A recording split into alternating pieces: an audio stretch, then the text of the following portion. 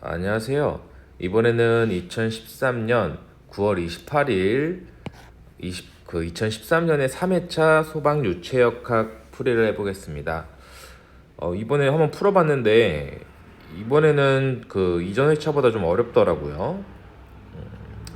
먼저 문제를 보시면 유성 U 미터 퍼 세커로 정상류의 물이 화살표 방향으로 흐르는 배관에 압력계와 피터 게이지가 설치되어 있다.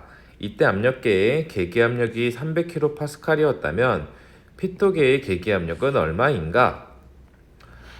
이거 더 기본적인 그림을 이해하고 있으시면 좋은데 위로 뚫으나 밑으로 뚫으나 우리는 이렇게 똑같이 U자형 액주계를 그려보면 이렇게 옆으로 가해지는 힘만 측정해서 이 높이를 우리는 정압이라고 하고, 이게 중간부터 따서 이렇게 그려놓으면 적당히 그리겠습니다. 얘를 우리가 전압이라고 하죠. 즉 여기에 지금 측정되어 있는 값은 정압이 될 거고, 이쪽 피터 게이지에 측정되는 값은 전압이 될 텐데, 우리가 전압, 즉 전체 압력이라는 건 정압과 동압의 합이 됩니다. 그럼 우리가 알아야 되는 건 정압은 측정이 되고 있으니까 동압이 얼마냐는 건데, 우리가 동압이라는 건 2분의 로 V 제곱으로 구할 수가 있습니다. 6m/s라고 하고, 이게 지금 물이라고 돼 있으니까 물의 밀도는 1000이고 속도의 제곱 2로 나누면 이게 18,000 파스칼이 되는데, 여기 지금 킬로파스칼이라고 돼 있으니까 1000 나누면 이제 18kPa이 될 거고, 기존의 정압이 300kPa에 18kPa를 더하면 전압은 318kPa이 되겠죠. 그래서 답은 3번이 되겠습니다. 사실 이거는 문제보다도 이 개념은 매우 중요한 거기 때문에 좀 숙지를 해두시면 좋을 것 같습니다. 그 다음에 이제 양끝이 열린 가는 유리관을 물의 수직으로 세우면 표면 장력에 의해서 물이 상승하지만 수온에서는 오히려 하강한다. 이러한 차이가 나는 원인은, 일단 이 문제의 말 뜻을 우리가 먼저 그려보자면 아이고 이렇게 되네요. 어떤 용기가 이렇게 있을 때 우리가 양끝이 열린 가늘고 긴 수직관을 이렇게 세우면, 여기에 만약 물이 들어있다면, 확대를 좀 해볼까요? 물이 들어있으면 이렇게 주변에 액체의 높이보다 이 끝부분이 이렇게 상승할 거고, 수은 같은 경우엔 이렇게 둥글게 생기고, 좀 확장해 볼까요? 얘가 이렇게 내려온다는 거죠. 즉 물은 이 가능관 안에서의 높이가 더 올라가 있고, 또 확대를 해보면 이런 형태의 관벽을 따라 올라가 있고, 수은 같은 경우에는 이 중간이 더 내려가 있고, 얘도 확대를 해보면 이런 식으로 관벽에 따라 내려가 있다는 거죠. 이 원인이 뭐냐? 일단 답부터 말씀드리면 접촉각의 차이 때문인데, 사실 접촉각의 차이라고 말을 하면 문제가 좀 이상하다고 생각이 되고, 결과로는 맞지만 원인이라고 하기엔 조금 문제가 있다고 봐요. 이 차이가 뭐냐면, 우리가 어떤 액체에서의 분자를 살펴보면 얘가 서로 하나가 아니고 이렇게 물의 입자들의 합이잖아요.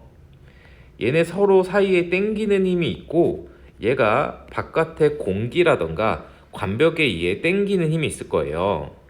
우리는 이 서로 뭉치려는 힘을 응집력이라고 하고, 이 분자가 바깥에 다른 애랑 붙으려고 하는 거를 부착력이라고 해요. 즉 응집력이 클수록 똘똘 말리려고 하고 부착력이 클수록 이게 퍼지려고 한다는 거죠. 이걸 이제 우리가 그림을 하나 그려서 이해를 해보면 부착력이 큰 아이들은 이 벽에 바닥에 붙으려고 하기 때문에 얘네가 이렇게 퍼져요, 모양이. 그리고 응집력이 더 큰 애들은 얘네가 이렇게 물방울이 되려고 한다는 거죠. 동글동글하게. 그러면 여기서 우리가 이 표면과의 각도를 얘를 이제 세타라고 보고, 얘는 지금 이렇게 형성이 됐죠. 얘는 이렇게 세타가 되는 거죠. 자, 딱 보시면 아시겠지만 얘가 뭉치려고 하는 애니까 얘는 응집력이 부착력보다 큰 액체가 될 거고, 얘는 순서를 똑같이 응집력보다 부착력이 큰 게 될 거예요. 이러면 이제 슬슬 아실 텐데, 지금 위에 그림에서 얘는 지금 부착력이 크기 때문에 관벽에 얘네끼리 이렇게 뭉치려는 것보다 붙는 애가 높아지는 거고, 이쪽 같은 경우에는 얘네끼리 뭉치려는 힘이 되게 크기 때문에 응집력이 큰 게 되는 거죠. 그럼 응집력이 크다는 건 여기 보시면 접촉각이 크다는 거고, 부착력이 크다는 건 접촉각이 작다는 거예요. 그래서 사실 접촉각이 차이 때문에 하강하고 상승한다기보다 응집력과 부착력의 크기에 따라서 우리가 물이 상승하고 하강하는 건데, 이거를 다른 표현으로 접촉각의 차이 때문에 이런 차이가 발생할 수 있다고 표현을 할 수 있는 거죠. 근데 사실 보기에 뭐 응집력과 부착력의 차이라고 썼으면 더 좋았을 것 같습니다.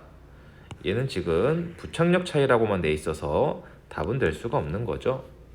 그래서 정답은 2번이 되겠습니다. 그리고 3번, 물을 개방된 용기, 쉽게 그냥 냄비에 넣고 물을 계속 끓이면, 열을 가하면 100도씨 이상으로 온도가 올라가지 않는데 그 이유가 무엇이냐는 거죠. 우리가 공급된 열이 모두 물의 내부 에너지로 저장되기 때문이다라는 건, 내부 에너지로 저장된다는 말은 온도가 오른다는 말인데, 우리가 지금 물이 100도 이상 안 오른다 그랬잖아요. 그래서 얘는 내부 에너지로 저장되는 게 아니고 외부로 일을 하는 거거든요. 그러니까 끓어서 외부로 나간다는 거죠. 그래서 1번은 답이 아닐 거고, 2번은 공급되는 열, 온도, 주위 온도와의 사이에 열이 평형 상태에 있기 때문이다. 그럼 주변도 100도고 여기서 끓이는 애도 다 100도라는 건데 이거 아니잖아요. 그리고 물이 100도씨에서 비등하기 때문이다. 비등이라는 건 쉽게 생각하면 끓는 거죠. 우리가 물이 끓어서 얘가 수증기로 변화하면서 열을 흡수해 나가기 때문에 물이 100도씨 이상 올라가지 못하는 거죠. 여기 우리가 산 같은 데 위에 올라가면 기압이 낮아져서 여기 누르는 힘이 낮으니까 100도씨가 되기 전에 수증기로 되어 튀어나가잖아요.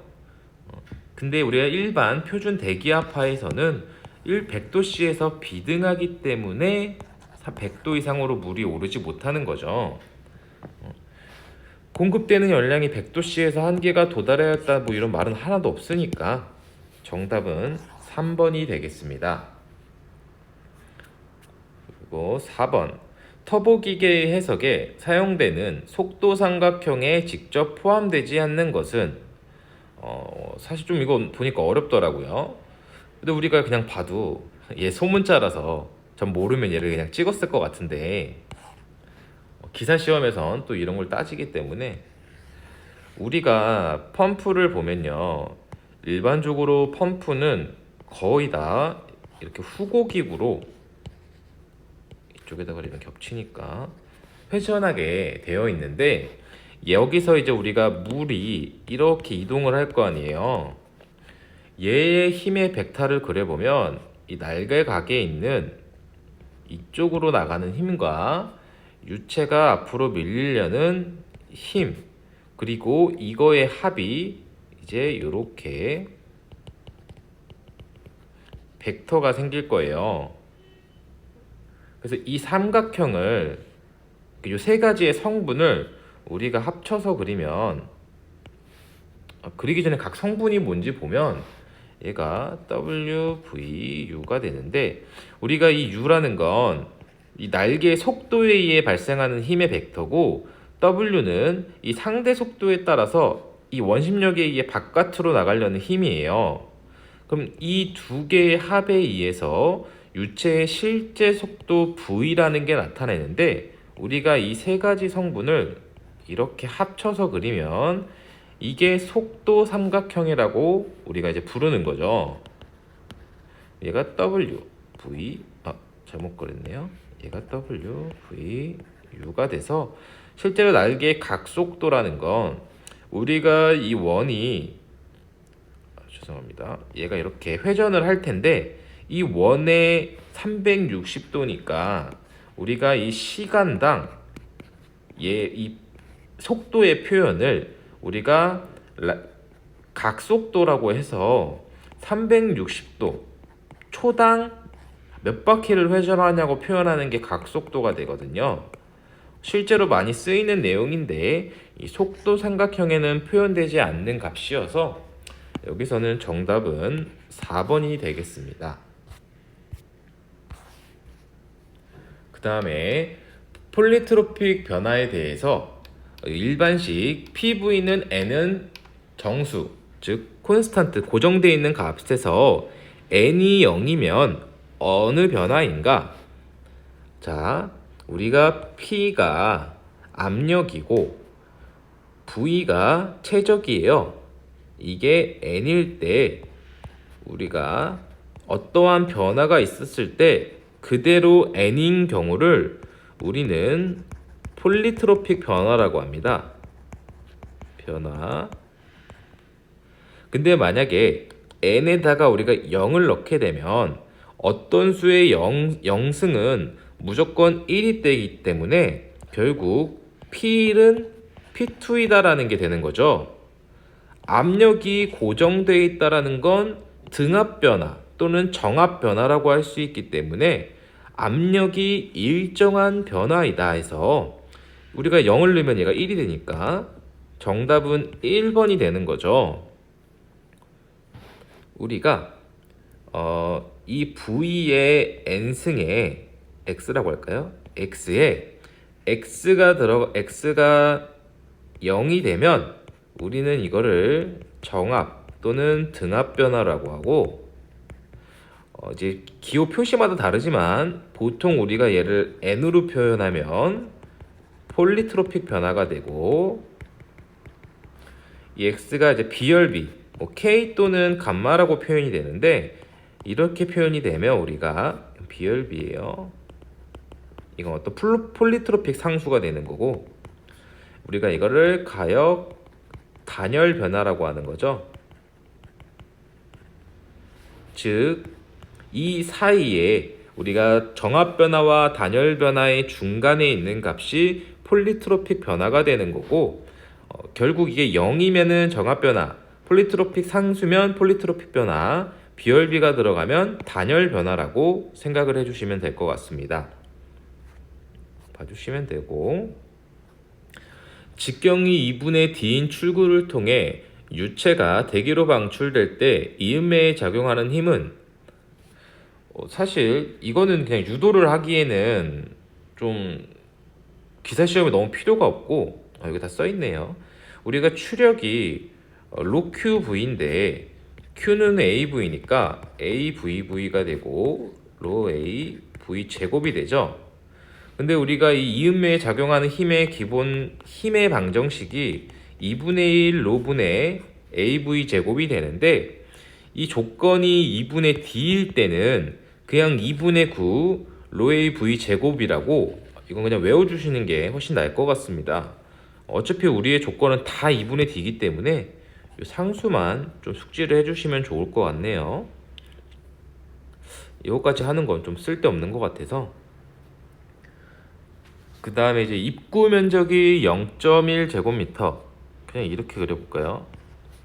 여기 A1이 0.1제곱미터, 출구가 0.02제곱미터인 수평한 노즐을 이용하여 공기의 밀도 1.23kg per 큐빅미터, 또 요 두 번째 출구에서 10m/s로 분출을 하고 싶다. 이때 마찰 손실이 없다고 했을 때 입출구에서 균일한 속도 분포를 갖는다면 이 노즐 요 입구에 압력이 얼마나 있어야, 이렇게 해볼까요?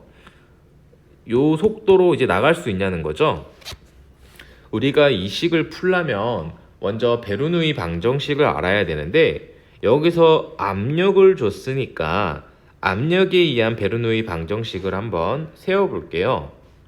결국 이 1번 지점에 의한 베르누이와 2번 지점에 의한 베르누이, 근데 이 마찰 손실을 무시하기 때문에 1번에서의 에너지 값과 2번에서의 에너지의 총량이 같다는 걸 가정하고 문제를 푸는 거거든요. 설명이 좀 어려운 것 같은데, 1번 구역에서 베르누이 방정식을 세워보면 동압과 정압, 그리고 위치 수두, 위치 에너지죠. 수두가 아니죠. 위치 압력, 포텐셜 압력이라고 합니다. 이 값과 또 2번 지점에서의 로 V2의 제곱,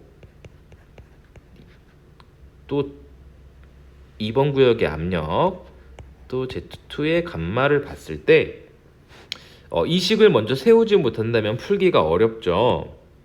그럼 먼저 우리가 이 노즐은 수평하기 때문에 각 포텐셜 압력은 동일해서 의미가 없어지게 됩니다.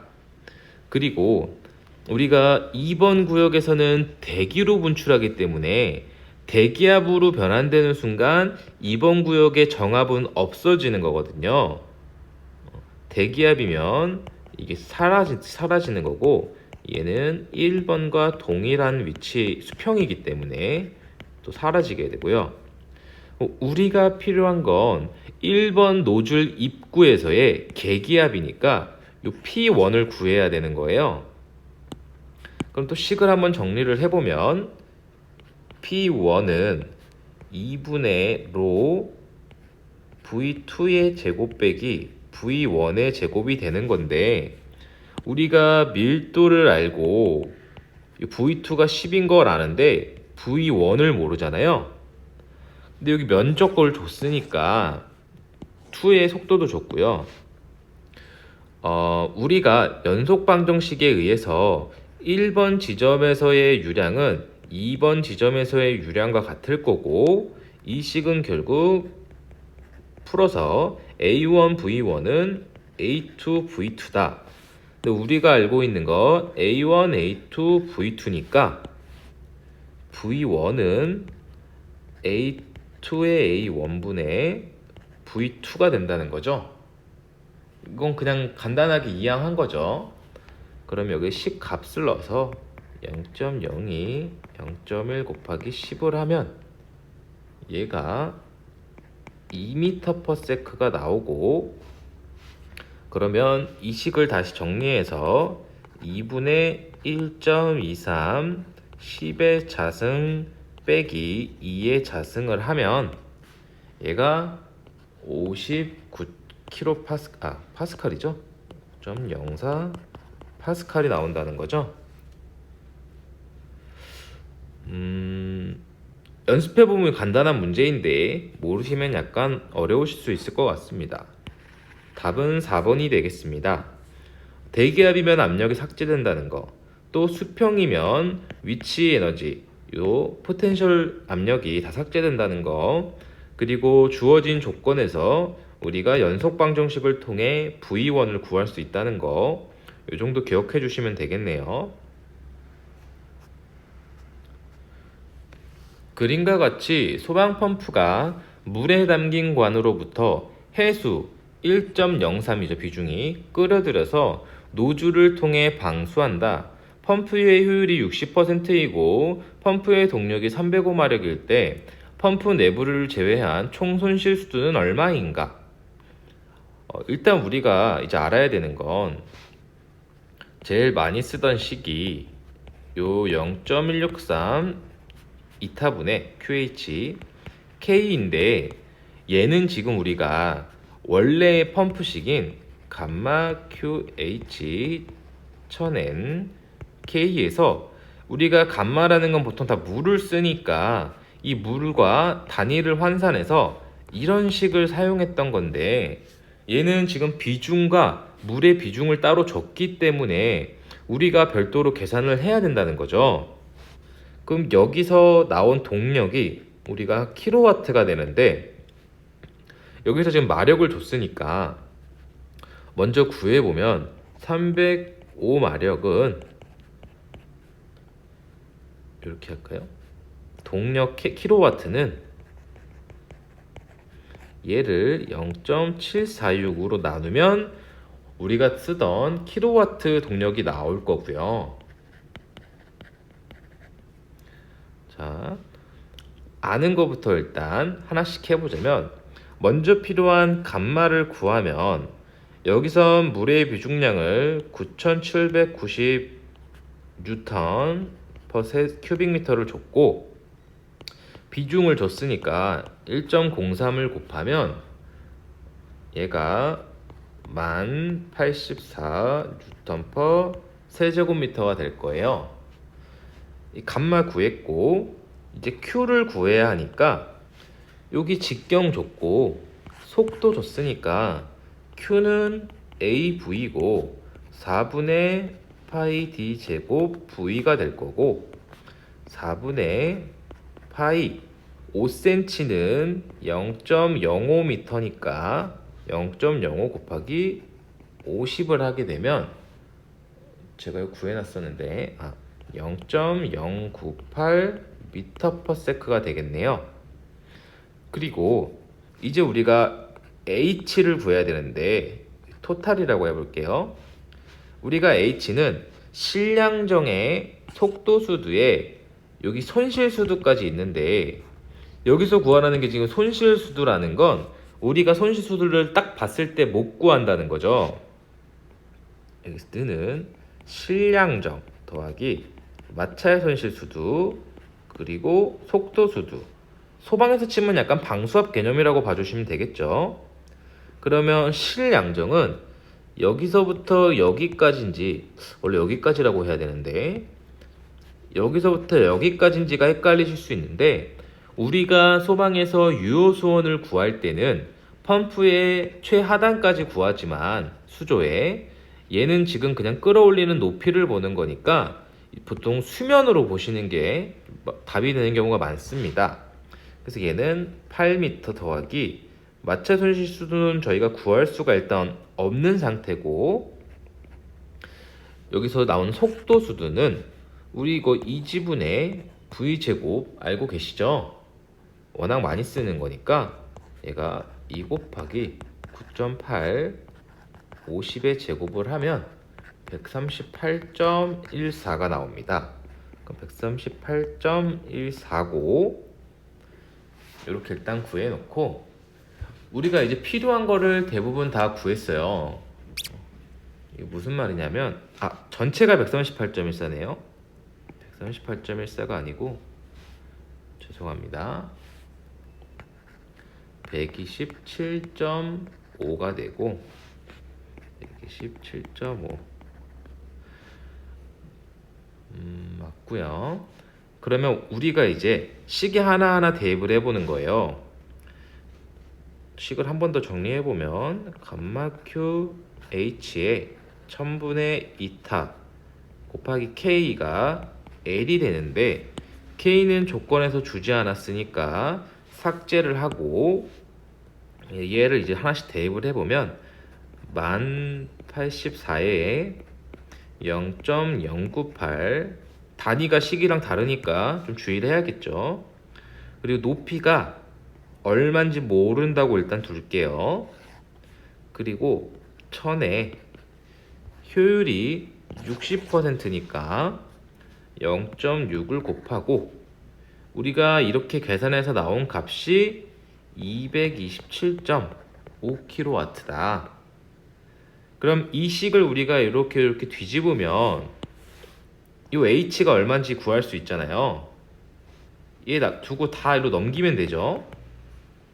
그러면 이때 h 토탈이 아까 138.14m가 되고, 여기서 우리가 구해야 되는 건 손실수두니까 빼기 127.5 빼기 8을 하면 우리가 구하고자 하는 답이 나오는데, 계산해보니까 이거 한 2.64m 정도 나오더라고요. 정확한 답이 없는데, 그럼 제일 가까운 3번이 답이 되도록 하겠습니다. 문제가 이번 회차가 좀 어렵더라고요. 그래도 저희는 해야죠. 어쩔 수 없으니까. 그 다음에 이제 그림과 같이 평형 상태를 유지하고 있을 때 오른쪽 관에 있는 유체의 비중 S는 얼마인가? 원래 이런 비중이라고 할까요? 이 액주계, 우리가 U자형 액주계라고 하는데 마노미터라고 하죠. 얘를 구하려면 개념을 좀 잘 잡고 가셔야 되는데, 쉽게 구하는 방법이, 자 보시면 이렇게 잘라 볼게요. 지금 얘를 지금 보시면 이 안에 똑같이 물이 들어 있잖아요. 이해하실 거라고 제가 생각을 하거든요. 그 말은 여기서부터 여기까지 압력이 평행한 거예요. 즉 여기서부터 여기까지랑 여기서부터 여기까지의 압력이 또 평행하다는 거죠. 그러면 우리가 오른쪽 얘의 비중을 모르니까 왼쪽에서 구해서 더해서 얘를 구해보자는 거죠. 그럼 왼쪽에서 여기 가해지는 압력이 P1일 때 이쪽에서 가해진 압력이 P2라고 보면 결국 P1과 P2는 같은 상태거든요. 평형 상태를 유지하고 있으니까. 그러면 우리가 여기서 볼 때 P1이라는 건 결국 감마 H의 합인데 종류가 두 개니까요. 우리가 먼저 물을 보면 물의 감마 H는 그냥 1이라고 우리가 물을 기준으로 해버릴게요. 그럼 감마를 신경 쓸 필요도 없으니까. 그럼 물 2m네요. 물 2m에 물보다 0.8배 가까운 기름 2m를 하면 고비죠 이건. 2m를 해버리면 얘가 그냥 3.6m가 나와요. 이 3.6m는 뭐냐? 비중량이 1일 때, 비중량이 아니죠? 비중이 1인 물로서 우리가 환산을 했을 때 H가 3.6m라는 거죠. 그러면 우리가 P2는 P1과 같고, 우리가 감마 H가 P1번 구역은 1 곱하기 3.6m였는데 얘는 비중이 얼마인지 모르는 두 번째 물질의 1.8m 높이와 같다는 거죠. 그럼 얘가 나누면 비중이 2가 되는 거죠. 그래서 정답은 3번이 되겠습니다.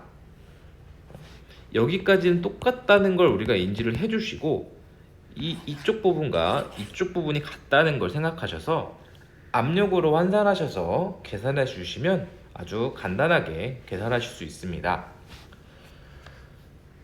그리고 이제 이거는 읽을 필요도 없어요.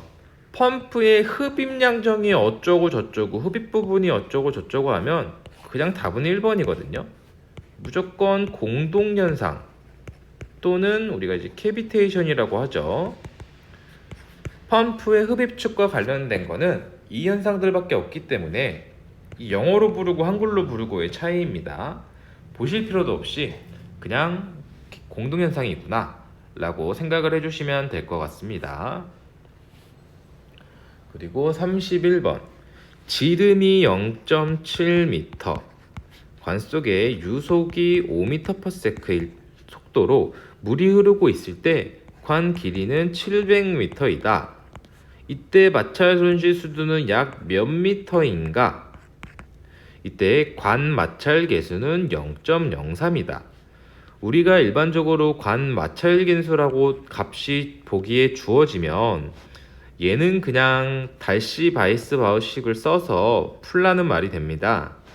우리가 달시식은 워낙 시험에 많이 나오니까 이제 숙지를 해주셔야 되는데, 이 발생되는 마찰 손실의 수두는 우리가 마찰 손실 계수의 직경분의 길이, 그리고 우리가 속도 수두라고 부르는 이지분의 v제곱으로 구할 수가 있습니다. 근데 만약에 압력 손실을 구한다면 델타 P가 되고, 우리가 똑같은 식에 2지분의 v제곱에 감마를 곱해 주셔도 되고, 아니면은 이 부분을 2분의 로 v제곱으로 두고 푸셔도 같은 값이 나오게 됩니다. 그럼 여기에 0.03, 여기에 7배, 여기에 5, D에는 0.7, G는 그냥 9.8이죠. 이렇게 해서 계산을 한번 해보면 얘는 38.2m가 나와서 정답은 4번이 되겠습니다. 이건 워낙 많이 나오는 그 문제여서 반드시 숙제해 주시기 바랍니다. 이것도 좀 막상 보니까 어렵더라고요. 처음에 어떤 물체가 공기 중에서 무게는 588N이고 물속에서는 98N이었다. 이 물체의 최적과 비중은 얼마인가? 자, 우리가 어떤 물질의 무게가 mg라고 쓸 수도 있고요. 우리가 m이라는 건 질량이잖아요. 밀도 곱하기 최적 그리고 중력과 속도로 쓸 수도 있고, 보통 우리가 이걸 로지 v 또 로지를 묶어서 감마 v로 쓸 수가 있죠.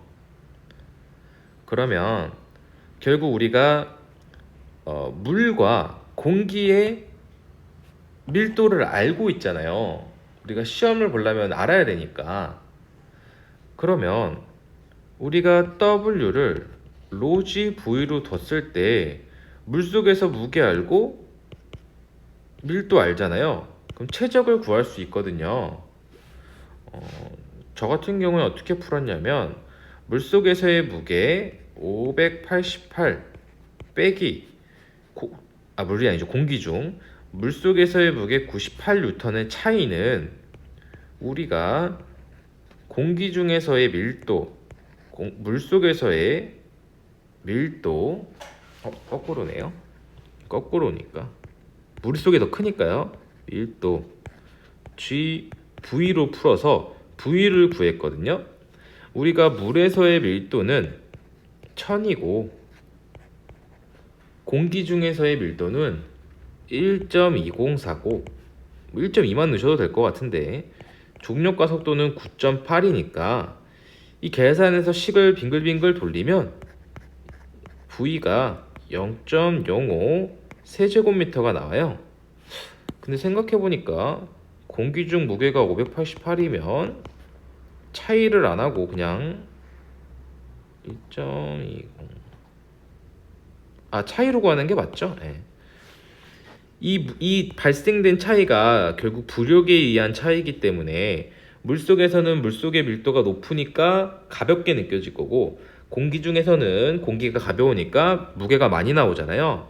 그래서 이 차이를 이 부력의 차이로 푼 거예요. 이걸 계산하면 얘가 0.05 세제곱미터가 나오거든요. 그러면 우리가 최적이 그냥 하나밖에 없네요. V가 0.05여서 답이 1번이 되는데, 우리가 비중도 구해보자면 결국 우리가 공기 중에서의 무게가 588N이라 그러면 우리가 로 G V 곱하기 S를 했을 때 결국 이게 지금 제가 약간 꼬였네요. 자, 로지 V를 곱하면 우리가 비중을 구할 거니까 물의 무게 밀도에 중력 가속도 9.8 그리고 방금 구한 최적의 어떤 비중을 곱해야 이게 588N이 나올 거예요. 그럼 이제 의문이 드는 게 왜 공기 중에서의 무게인데 물의 밀도를 넣느냐 라고 생각하실 수 있는데, 얘는 물의 밀도를 넣은 게 아니고 이 문제에서 물어본 게 비중이 있잖아요. 그렇다는 건 비중이라는 건 우리가 물의 밀도분에 해당 기준 물질의 물도가 그 나눈 값이 이제 비중이 되는데, 결국 우리가 알고 있는 건 물의 밀도니까 우리가 로 x는 물의 밀도 곱하기 비중이 될 거고, 그럼 물의 밀도를 넣고 비중을 넣으면 무게가 나올 거 아니에요. 그래서 이렇게 비중을 구하는데 얘가 1.2가 나오고 답이 1번이 되겠습니다. 조금 헷갈리실 수 있을 것 같은데, 우리가 이건 공기 중에서의 무게고 얘는 이 물질에 대한 비중량인 건데, 우리가 비중을 구해야 되니까 물 밀도 곱하기 비중을 해야 기준 물질의 무게가 나오는 거죠. 밀도가. 그래서 좀 헷갈리실 수 있을 것 같긴 한데 자세히 보시면 충분히 푸실 수 있는 문제입니다. 그리고 다음 문제 보면 얘도 한번 꼬았더라고요. 그림과 같이 반지름이 0.8m이고 이쪽 폭이 2m인 곡면 AB가 수문으로 이용된다. 물에 의한 힘의 수평 성분의 크기는 약 몇 킬로뉴턴인가? 우리가 항상 이렇게 힘이 대각선으로 가해지면 수평 성분인 수평 분력과 수직 성분인 또 무게라고 보셔도 되죠. 이 FY로 구분이 됐었는데, 여기서 지금 물어본 건 수평 성분의 크기니까 fx를 구하는 거였어요. 근데 우리가 그냥 이렇게 해보겠습니다. 물이 이렇게 있을 때 이 수평 성분의 힘은 감마 HA고 수직 성분의 힘도 결국 감마 H가 아니죠. mg고 감마 HA가 됐었어요. 그래서 우리가 얘를 로 V라고 적었죠. 근데 이 H와 이 H의 차이는 뭐냐면, 여기 수직 성분의 H는 전체 높이가 되고 이 수평 성분의 H는 이 수문에서 가해지는 중심까지의 높이였어요. 2분의 H가 되겠죠. 같은 H라면. 근데 여기에서 문제의 함정은 뭐냐? 얘는 수면이 더 높게 있다는 거예요. 우리가 그림이 이렇게 주어졌을 때는 이게 전체가 H였으니까 2분의 H로 구했었는데, 정확히 말하자면 여기에서의 H는 2분의 이 H는 2분의 H가 아니고, 여기 전체가 H라고 볼게요. 2분의 H가 수평 성분의 H가 아니고 수면으로부터 힘이 가해지는 면의 중심까지의 거리가 이 HX가 되거든요. 이게 조금 이해가 힘드실 수도 있는데 조금 더 쉽게 해보겠습니다. 우리가 수면에서 가해지는 물의 수압은 결국 표면으로부터의 거리이기 때문에 거의 힘이 안 걸려요. 근데 우리가 뭐 심해라던가 이렇게 깊숙이 사람이 들어가 있으면 이 물의 높이만큼 사람한테 수압이 가해지기 때문에 이 사람이 이제 위험한 게 되는 거잖아요.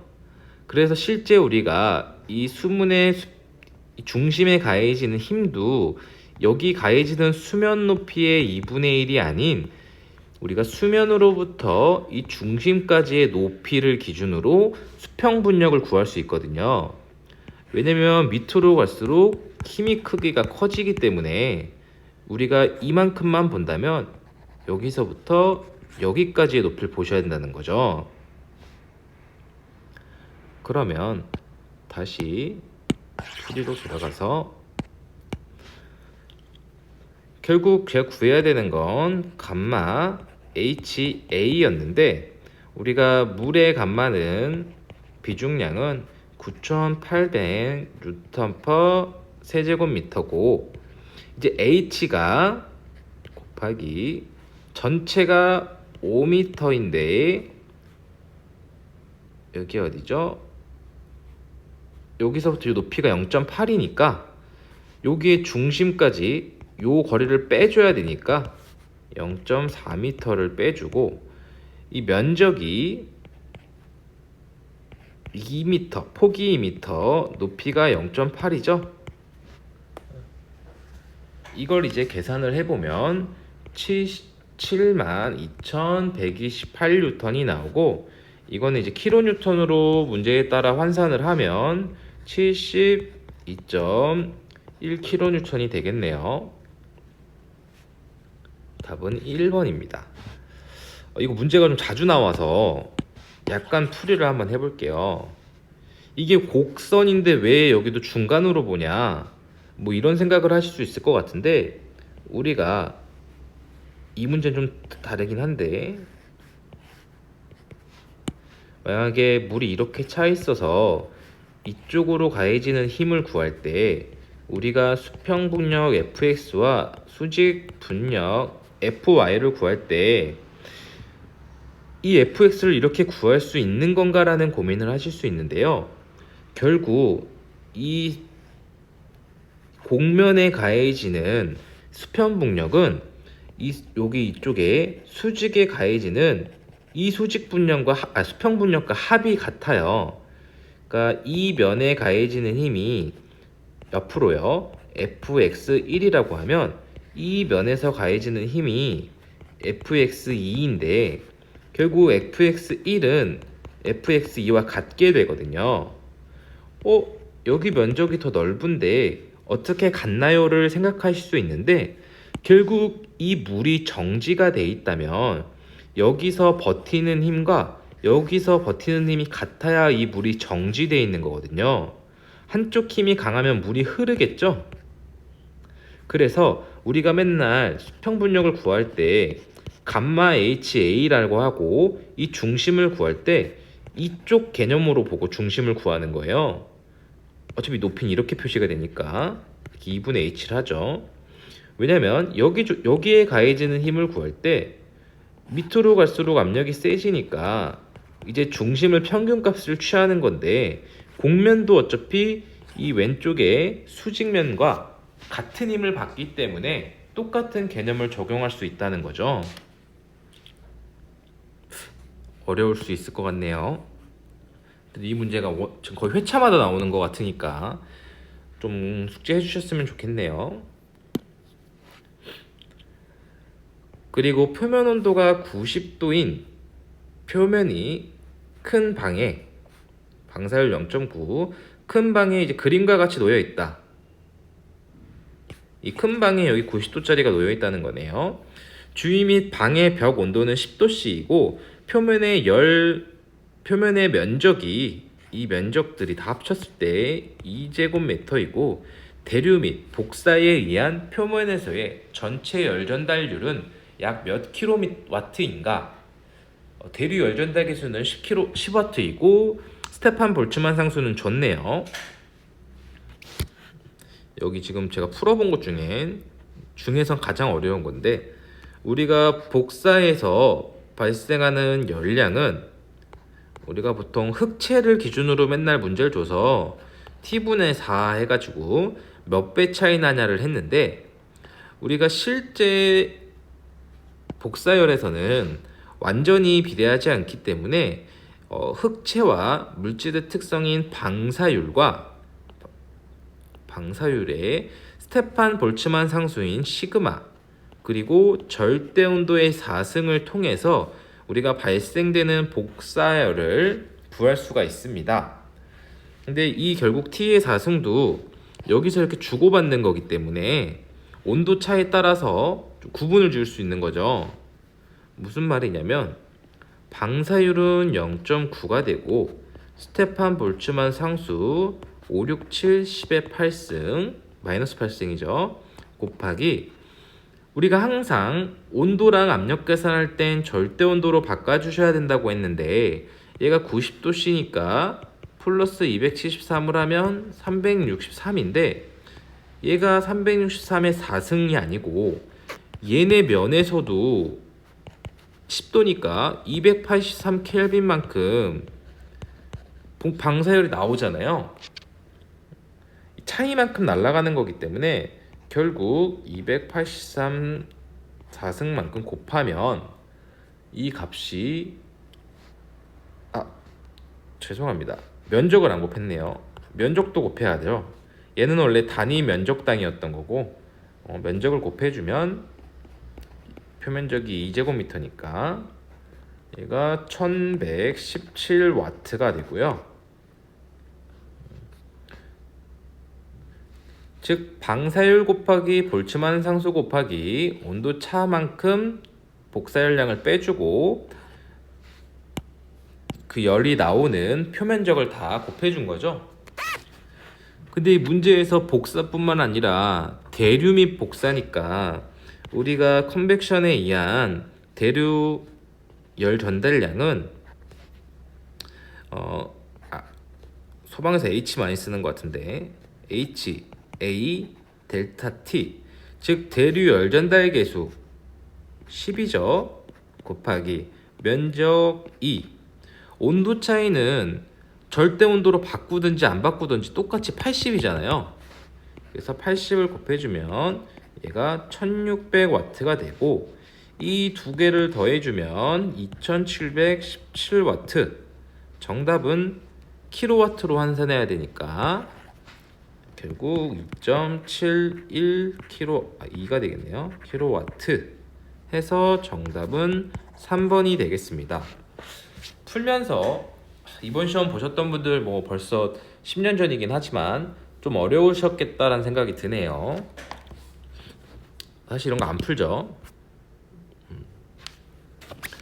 다음 중 표준 대기압을 표시한 것으로 틀린 것은 제 경험치로 의하면 전 물론 이걸 알지만 얘를 함정 낼 게 얘밖에 없어요. 우리가 일반적으로 킬로그램 퍼 땡땡이 있을 때는 다 센티미터거든요. 스퀘어 센티미터인데 여기 지금 스퀘어 미터로 되어 있죠. 우리가 이 표준 대기압은 기사 시험 보려면 반드시 외워야 되는데 우리가 101325 파스칼 킬로파스칼이면 101.325 메가파스칼이면 0.1 메가파스칼이 되죠. 그리고 수은주 밀리미터가 굉장히 많이 쓰이죠. 760 수은주 밀리미터는 우리가 10.332 미터 아쿠아가 되고 또 10332 미리 아쿠아가 되죠. 우리가 10332 1332죠. 미리 아쿠아는 똑같은 숫자를 갖는 킬로그램 퍼스 스퀘어 미터로 나타낼 수 있어요. 아예 귀찮으시면 이걸 숙지해 버리시면 얘는 어차피 미터 아쿠아로 바꿀 때 밀리미터보다 미터가 1000배 크니까 요거 셋째 자리에 찍어 주시면 되고 우리가 제곱미터와 제곱 센티미터의 차이는 만이죠. 왜냐면 미터 곱하기 미터고 센티미터 곱하기 센티미터니까 같아지려면 100 곱하기 100이니까 차이가 있는 거죠. 즉 1332 미리 아쿠아는 1332 킬로그램 퍼 스퀘어 미터가 되고 얘를 우리가 제곱 센티미터로 바꿔주려면 1. 만을 나눈 거죠. 0.332 제곱 센티미터가 되겠죠. 그래서 정답은 2번이 되겠습니다.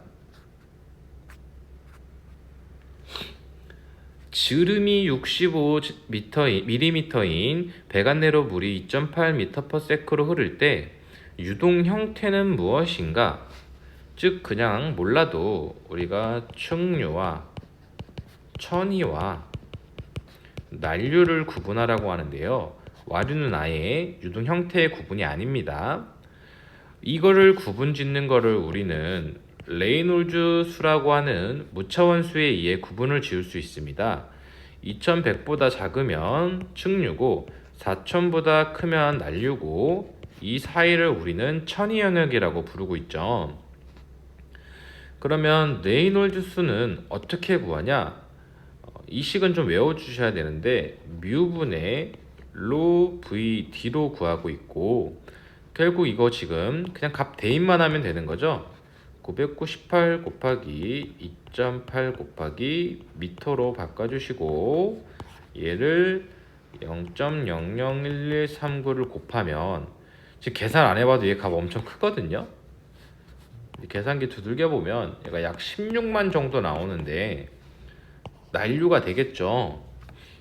지금 점성계수는 나눠주는 건데 이렇게 작은 값을 나누면 위의 값은 엄청 커질 거 아니에요.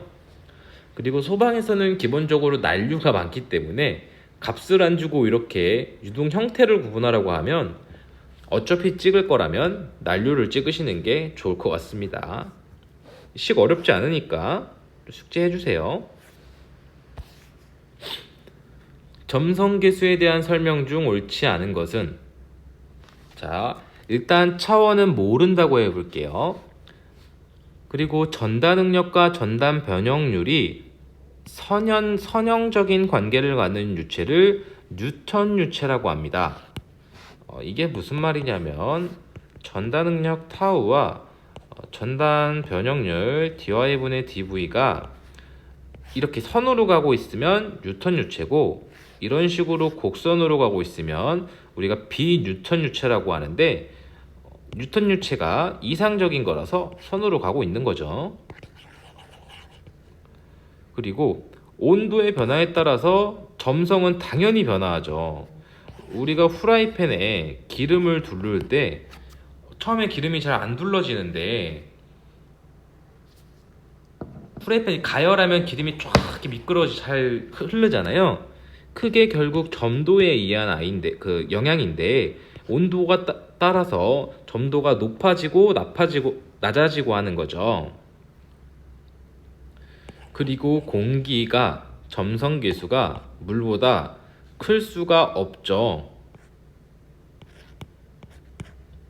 우리가 결국 점성계수라는 건 점성계수는 결국 저항과 비례하는 건데 물론 사실 이렇게 말하면 좀 다르긴 하지만 우리가 공기 중에서 손을 휘적휘적 하는 거랑 물속에서 손을 휘적휘적 하는 거랑 결국 점도의 문제거든요.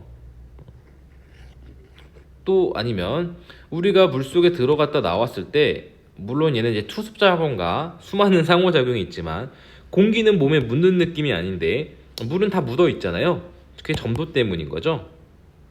그래서 물이 당연히 크기 때문에 정답은 4번인데 우리가 이 1번 보기도 한번 보자는 거죠.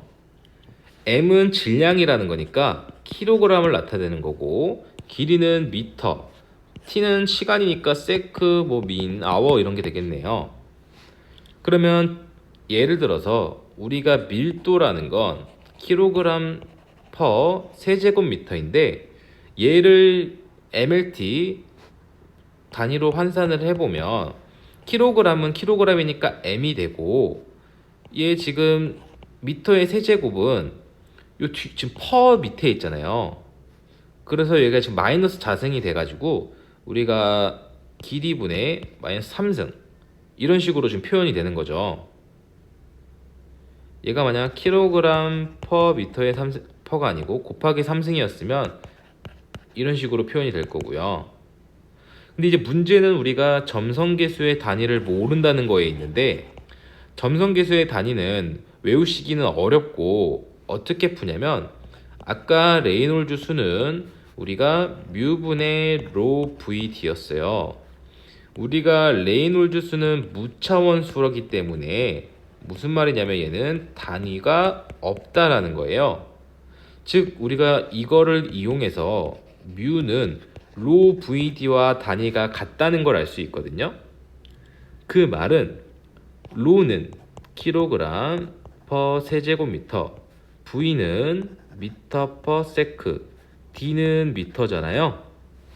그러면 미터 2개 날리면 이거 지워지고 단위가 결국 킬로그램 퍼 미터 세크가 될 거고요. 그럼 얘를 바꿔보면 질량은 m, 그리고 길이는 분모에 있으니까 마이너스 1, 시간도 마이너스 1이 되겠네요. 그래서 1번도 답이 맞았고 정답은 4번이 되겠습니다. 그 다음에 수면이 면적이 이런 것도 그리면서 해야죠. 수면 면적이 10제곱미터인 저수조에 여기 들어오는 물의 양이 1세제곱미터 민이고 나가는 물의 양이 2세제곱미터 퍼 민이다. 근데 처음에 수심은 2m였다. 그럼 이 저수조가 고갈될 때까지는 약 몇 분이 걸리겠는가? 이건 주워 먹는 문제죠. 가로 세로가 10제곱미터고 높이가 2m니까 이 수조의 용량은 10제곱미터 곱하기 1을 해서 20세제곱미터가 될 거예요. 그럼 들어오는 양은 1분의 1톤이고 나가는 양은 1분의 2톤이니까 우리는 결국 분당 1톤씩 나가겠죠. 나가는 애가 1톤만큼 크니까요. 그러면 결국 안에 보유하고 있는 건 20톤이니까 얘를 1톤으로 나누면 20분이 되잖아요. 그래서 이건 볼 것도 없이 정답은 2번 20분이 되겠습니다. 1톤은 그냥 Q2 빼기 Q1 한 거죠. 그 다음에 39번 온도 150도씨 95kPa에서 2kg per 세제곱미터의 밀도를 갖는 기체의 분자량은 얼마인가?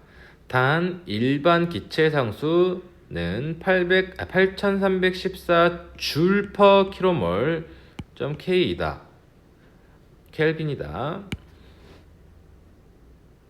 네, 이거 단위가 함정이 있네요.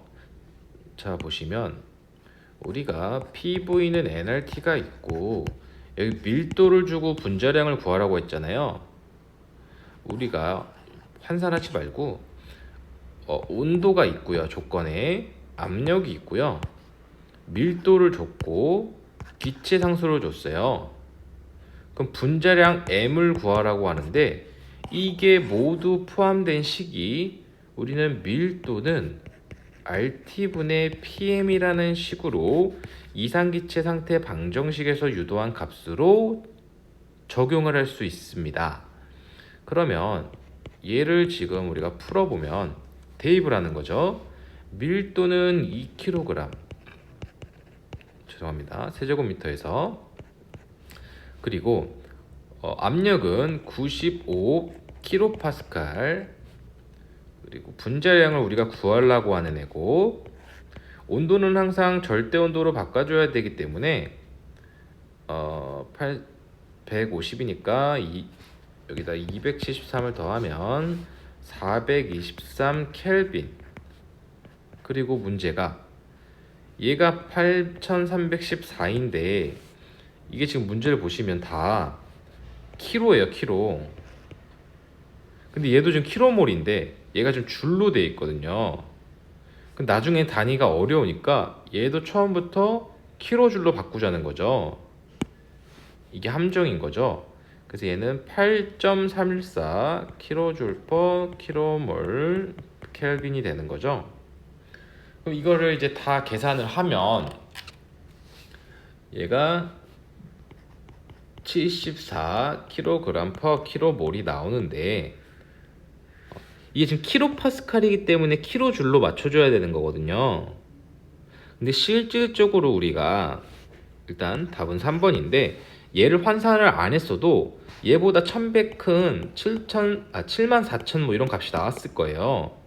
그러면 내가 그냥 여기 똑같은 애가 있다면 단위 환산을 뭔가 안 했겠구나 하고 그거에 맞는 값을 그냥 골라주시면 되겠죠. 뭐 단위를 뭐 맞춰보길 원하신다면 결국 킬로그램 퍼 세제곱미터는 킬로줄 킬로몰 K. 그래서 분자량의 단위가 몰분의 킬로그램인 건 아셔야겠죠. 곱하기 켈빈.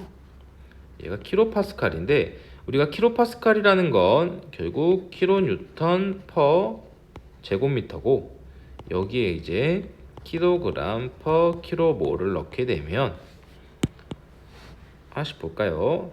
켈빈끼리 삭제되고 킬로몰끼리 삭제되고 킬로그램 남고 여기 킬로줄이라는 건 우리가 뉴턴 퍼 미터가 줄이잖아요. 뉴턴 퍼 미터 넣으면 킬로 뉴턴 퍼 미터겠죠. 삭제되고 미터가 이제 뒤에 있으니까 요 앞에 있으니까 올라가면 세제곱미터. 단위가 요 밀도의 단위가 나오겠죠. 킬로 뉴턴이니까요. 이렇게 봐주시면 되고 소방호수의 노즐에서 출구 속도를 기준으로 한 부차적 손실 계수가 0.05일 때 제타가 K라고 하겠습니다. 제타를 어려워하셔서 분사 속도는 부차적 손실이 없을 때에 비해 얼마나 느려지는가.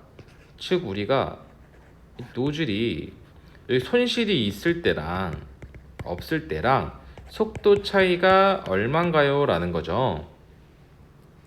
근데 이거 사실 좀 쉽게 구할 수 있거든요.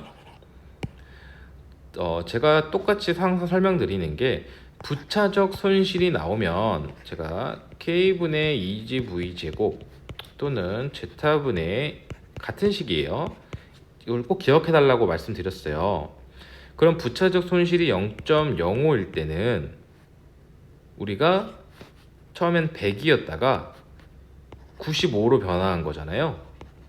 곱하기 0.05를 해서 그만큼 손실이 생긴 거니까 말로 하니까 쉬운 줄 알았는데 봐보세요. 결국 우리가 손실이 없을 때 2지분의 V제곱이었는데 여기서 이만큼 손실이 생기면 잠시만요. 5%만큼 손실이 생긴 거잖아요. 근데 우리가 이 값은 수두잖아요. 수두는 이제 미터가 될 거고 5%만큼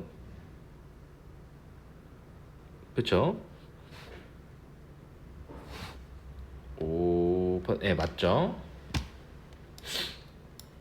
근데 이게 우리가 보통 일단 제대로 풀겠습니다. 제가 자꾸 너무 야매로만 풀려고 해서 우리가 두 번째 속도는 손실이 없을 때에서 손실이 있을 때의 속도의 차이는 결국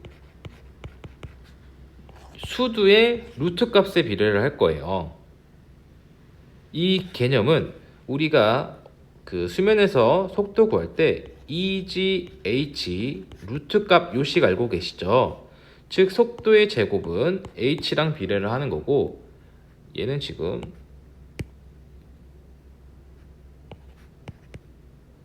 요식이 루트 h가 아니고 h 이렇게 되겠죠? 이렇게 되는 건데 우리가 지금 구하고자 하는 건 속도 수두의 차가 아니고 속도의 차이잖아요.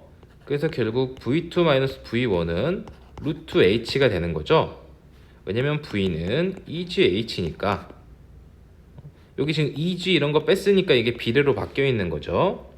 그러면 우리가 5%가 줄었으면 이 지금 줄었던 H는 원래 1이었다가 0.95가 됐을 거 아니에요.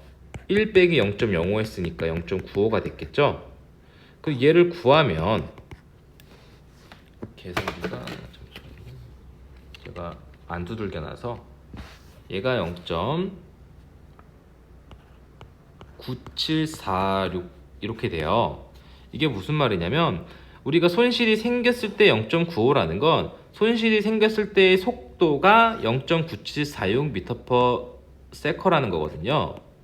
그래서 처음 속도인 V1은 1이었고 여기서 0.9746 속도로 줄었으니까 이 차이는 0.0 255m 5만큼 줄은 거죠, 속도가. 얘를 이제 퍼센트로 보면 100분율하면 2.5% 정도가 돼서 속도는 답은 2번이 되겠습니다. 제가 풀이를 이번에 좀 지저분하게 한 것 같은데 다시 한번 정리를 좀 해보겠습니다. 우리가 결국 수두는 속도의 제곱에 비례를 하게 되고요. 결국 우리가 속도의 제곱의 차이는 이거 1, 2는 뭐 크게 기억 안 하셔도 상관없습니다. 이거 차이는 수두의 손실과 비례를 할 거예요. 즉 그냥 속도의 차이는 수두 높이의 제곱에 비례를 하겠죠. 근데 우리가 원래 그냥 속도가 기본값일 때는 그만큼 해당하는 요 h가 있었는데 요거까지는 이해가 되시죠? 근데 얘가 속도가 만약에 1이었으면 얘도 루트 1이었다고 보면 100%라고 그냥 생각해 주시면 돼요. 얘가 지금 5%가 줄었으니까 얘가 0.95가 된 거죠. 1에서 0.05만큼 빼서. 그러면 그에 해당하는 속도는 얼마냐는 거죠. 설명이 또 어려운데, 자, V1은 루트 H였어요. 즉 그 말은 V1은 H가 100%일 때 V1이었고요. 우리 속도가 줄은 V2는 5%만큼 줄은 애니까 얘가 95가 됐다는 거죠. 근데 100%가 1이니까 얘도 그냥 값수로 바꾸면 0.95가 될 거 아니에요. 5%가 줄어서 얘를 계산해 보면 얘가 0.9746이었나요? 이렇게 나오고, 우리가 속도의 차이는 결국 속도가 1일 때 줄었을 때 0.9746이 되니까 얘가 0.025 정도가 나오고 이게 2.4% 정도 된다는 거죠. 근데 이렇게 사실 어렵게 풀 필요도 딱히 없고, 기사 시험은 숫자가 근접한 게 잘 안 나오기 때문에 그냥 5%잖아요. 그러면 우리가 알고 있는 건 V는 2GH의 루트이기 때문에 H에다가 여기다 그냥 5 넣어버리면 얘가 0.0이 아니죠, 2.23 정도가 나오거든요. 그럼 그냥 전혀 모르겠으면 그냥 이렇게 비슷한 값을 찾아도 풀리는 경우가 꽤 많이 있어요. 사실 이렇게 풀면 안 되는데 이건 그냥 잘못된 방법이긴 합니다. 제가 좀 대충 풀어보고 했더니 설명이 좀 어려워졌네요. 오늘도 수고하셨습니다.